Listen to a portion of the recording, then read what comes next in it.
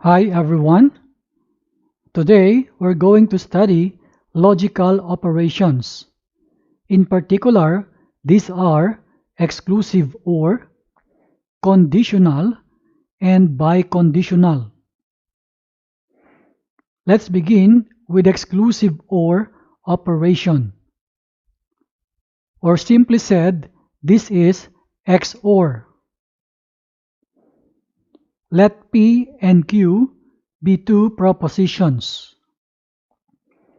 We define the exclusive OR of P and Q, denoted by P XOR Q, as the proposition P or Q, but not both.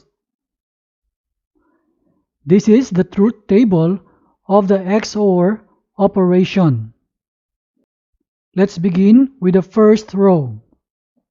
When P is true and Q is true, then P XOR Q is false.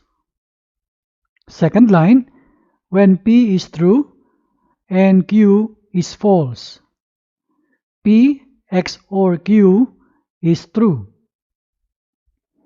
When P is false and Q is true, P XOR Q is true.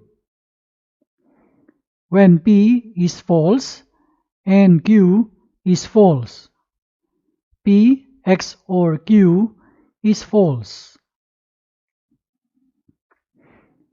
The exclusive OR proposition is true only when exactly one of the propositions is true.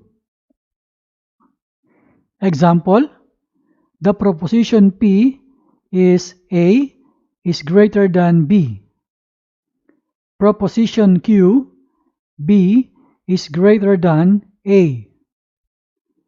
The P XOR Q is A is greater than B or B is greater than A, but not both.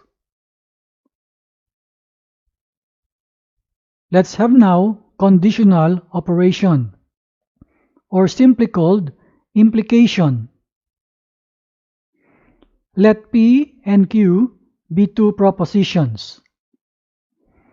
We define the conditional operation of P and Q, denoted by P arrow Q. We read this as P implies Q. As the proposition, if P, then Q, or P implies Q. The proposition P is called the hypothesis, and Q is called the conclusion. This is now the truth table of the conditional operation. Let us check the first line. When P is true and Q is true, P implies Q is true. When P is true and Q is false, P implies Q is false. When P is false and Q is true, P implies Q is true.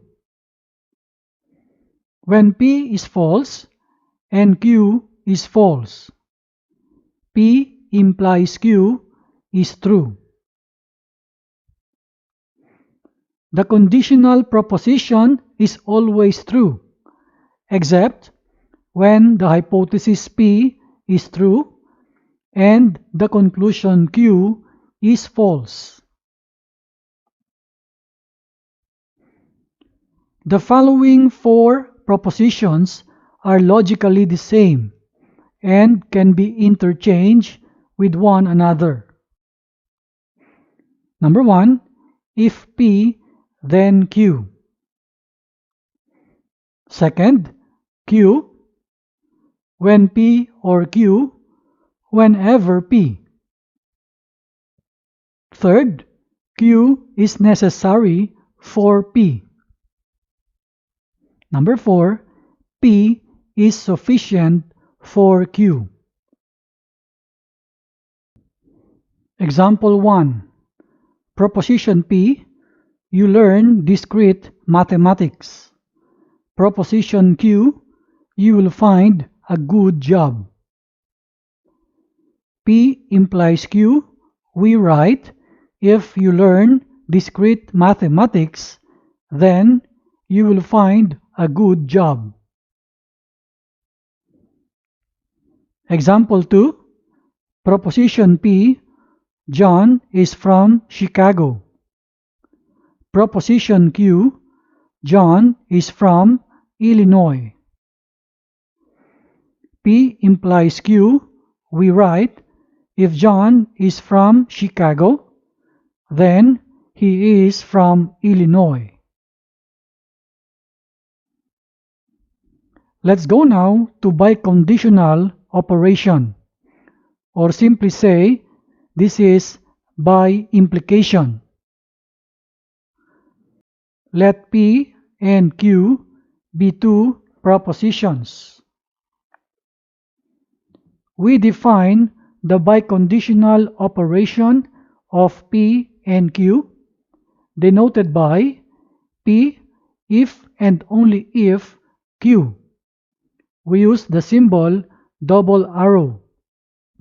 As the proposition P if and only if Q. This is now the truth table of the biconditional operation. Let us consider the first row. If P is true and Q is true, P if and only if Q is true. Second, when P is true and Q is false, P if and only if Q is false. Third line, when P is false and Q is true, P if and only if Q is false. Next, when P is false and Q is false, P if and only if Q is true. The biconditional proposition is true only when the two of the propositions has the same truth value. Example, proposition P, you can take the flight. Proposition Q, you buy a ticket. P, if and only if Q, we write here, you can take the flight if and only if you buy a ticket.